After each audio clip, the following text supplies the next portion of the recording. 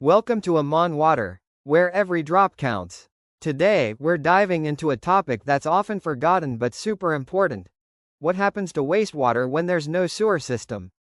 Do you think it just evaporates magically? Nope, even without a public network, wastewater needs to be treated. So grab your boots. We're taking you into the world of on-site sanitation. When a house isn't connected to the main sewer, it has to handle its wastewater on its own. That's what we call non-collective sanitation, and it's far from rare. In some rural areas, more than a third of homes aren't connected to a sewer network. So what happens to that water? Well, if nothing's planned, it often ends up in ditches, streams, or groundwater. And that means pollution, health risks, mosquitoes. And nasty smells. Yuck, and to think all that could be avoided with the right solution in the right place. Before we talk solutions, let's ask a simple question. What types of water need treatment in a house?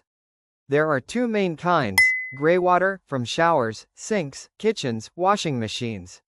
Blackwater, from toilets. And no, greywater isn't clean.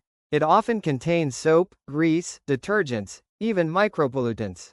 As for Blackwater, between bacteria, nitrogen, and odors, it's a real cocktail. So, if you want an efficient on-site sanitation system, you have to treat everything, not just the kitchen sink.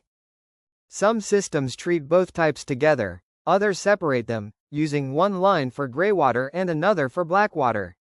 It all depends on your setup and budget. So, how does it work? Even without a sewer, you can treat wastewater properly, as long as you follow three key steps. Pre-treatment.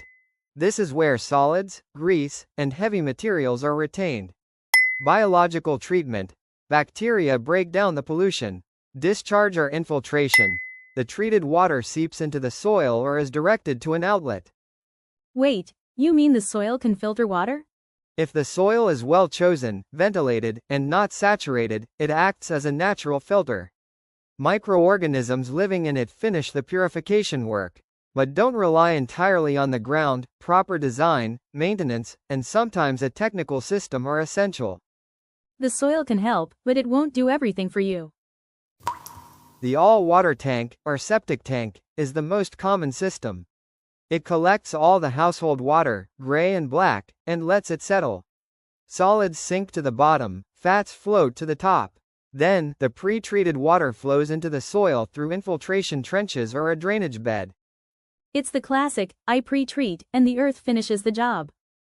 It's reliable and well-known by contractors, but it needs space and a permeable soil, not clayey or waterlogged. Short on space? Then look into compact filters. After the tank, water passes through a high-performance filtering medium, like coconut fiber, pozzolana, or rock wool. These materials host bacteria and filter water deeply. Small garden, big efficiency, a bit pricier, but the system fits in a corner of your plot. Want something eco-friendly and aesthetic? Reed beds might be your thing. Sealed basins filled with gravel and reeds that receive the wastewater. Plants oxygenate the medium, natural bacteria do the rest. It's a living system that needs some monitoring but blends perfectly with the landscape. Plus, it looks great, like a Zen garden that actually works. Here comes technology. Microstations are mini wastewater treatment plants, compact and complete. They use bacteria, either suspended or fixed on media, to clean the water. It's aerated, treated, and discharged, highly efficient, even on small plots.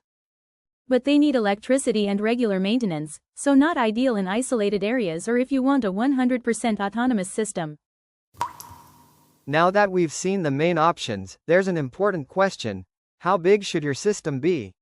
You can't just guess. You need to consider the number of people in the household, the daily volume of wastewater, and especially the nature of the soil. If your soil is clayey, sloped, or too wet, forget direct infiltration. You'll need a compact filter, raised bed, or regulated outlet instead. And no installation without a soil study. That's mandatory. It's done by a specialized firm or municipal service to determine whether your soil can absorb water or if you need an alternative. You can't just dig a hole and hope for the best. The soil is your partner, or your worst nightmare. Installing a good system is one thing, maintaining it is another. Let's start with a key concept: self-cleaning velocity. That's a pipe's ability to clean itself thanks to the flow speed. If water moves too slowly, solids build up and cause clogs. Too fast, and it splashes without cleaning better. For individual sanitation, we aim for a slope between 2% and 4% in the pipes, enough for good flow without turbulence. Even then, regular maintenance is a must. On average, the tank should be emptied every 4 years, sooner if undersized or heavily used. And no DIY here, only certified operators can pump and transport sludge to a proper treatment plant. Otherwise, you risk odors, blockages, or worse, a tank overflowing in your yard. And trust me, that's not the kind of fountain you want. On-site sanitation isn't just a practical solution for remote homes. It's a real environmental issue. Proper local treatment prevents groundwater pollution, reduces disease risks, and avoids costly, hard-to-build networks. But poorly designed or neglected systems can cause serious local pollution. The challenges are clear: train professionals, raise awareness, monitor systems, and adapt solutions to each context. Sanitation isn't just a tank, it's local engineering, a technical and responsible decision. And now, grab a glass of water and stay hydrated. If you're into this topic, don't forget to subscribe, hit the bell, and come with us to explore the world of water.